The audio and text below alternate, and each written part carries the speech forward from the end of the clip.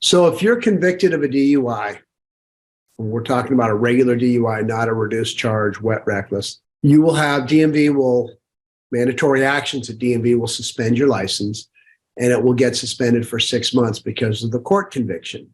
Unless there's a high alcohol level enhancement on there, then it could be a little bit longer. But anyway, typically someone gets that 6 month suspension and they'll have three choices. They can either not drive for 6 months, or they can have an ignition interlock device installed on their car. And after they get SR22 insurance, show proof of enrollment in the DUI school, bring the paperwork from ignition interlock installation into the Department of Motor Vehicles and pay a reissue fee when they go in, would they be able to get that IID or ignition interlock device from the California DMV? And you can go to any field office of DMV, any branch you want.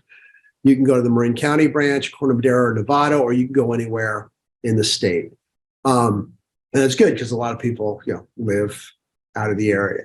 The third option you could do is a work restricted license, which would mean 1 month of no driving, followed by 12 months of work restricted driving, which is to and from work and during the course of work. If your charge is reduced to a wet reckless,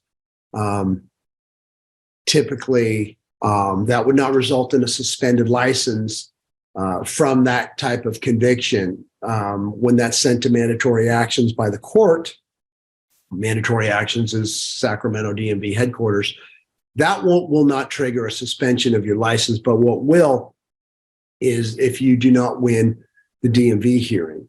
And those are very tough to win. We do win them, but they are tough. And if you're suspended by DMV because of that hearing, you're looking at 4 months of either no driving or ignition interlock device, or a 6 month work restricted license after a month of no driving.